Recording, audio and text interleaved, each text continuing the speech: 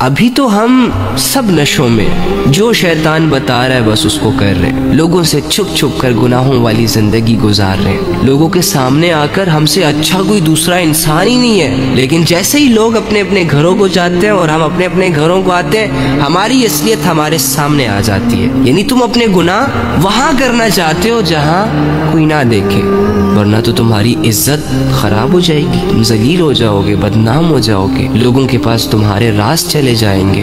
और वो अल्लाह जो पहाड़ों के अंदर क्या है वो भी जानता है, समंदर की गहराइयों में क्या छुपा है वो भी जानता है। वहु अलीम बिज़ाति सुदूर, तुम्हारे दिल के राजों को भी जानता है। उस अल्लाह से हमने कभी भी हया नहीं की, उस अल्लाह से कभी हमें ना डर लगा, ना शर्म आई, और ना ही कभी उसकी वजह से या वो देख रहा है, उसे मैं नजर आ रहा हूँ, उसे मेरे करतूत नजर आ रहे हैं, उसे मेरे आमाल नजर आ रहे हैं, ना ही हमें कभी इन सोचों ने गिरफ्तार किया। कितनी अजीब जिंदगी है यार हमारी। हम अपने आप को अक्लमंद कहते हैं। जब भी आप अल्लाह की तरफ आएंगे, अल्लाह को राजी करने की कोशिशें करेंगे, तो उसके लिए आपको बहुत सारी चीजें करनी पड़ेंगी। बहुत सारी चीजों को छोड़ना होगा, गुनाहों को, अपनी मर्जियों को, हराम मोहब्बतों को, हराम कमाइयों को, बहुत सारी चीजों को अपनाना होगा।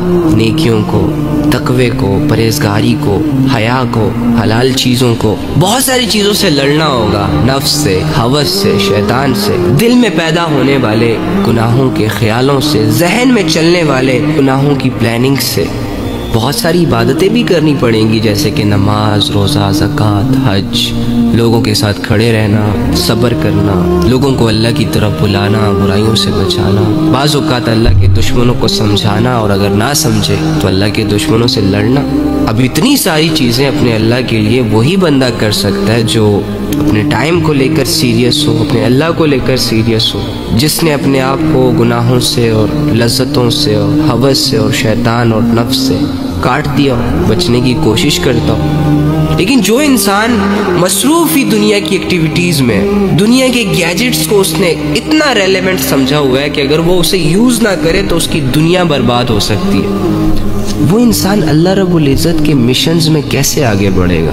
जिस इंसान के पास दुनिया के लिए टाइम है, आखिरत के लिए टाइम नहीं है, वो अपने तकवे पर कैसे मेहनत करेगा? वो अपनी इबादतों को कैसे ठीक करेगा? वो अपने इखलास को कैसे ठीक करेगा? वो अपनी नीयत को कैसे ठीक करेगा? क्योंकि नफ्स और शैतान ने मिलकर हमें अच्छा खासा बिगाड़ दिया। हमें तो अब अपना सारा वक्त अपने आप को ठीक करने में लगाना है। तो अभी भी अगर हम अपने वक्त के साथ सीरियस नहीं होंगे, अपने अल्लाह के साथ सीरियस नहीं होंगे, तो मजीद बिगड़ते चले जाएंगे। हमारे पास कोई जादू की छड़ी थोड़ी ना है कि हम शीशे के सामने खड़े होकर आबरा का डाबरा बोलेंगे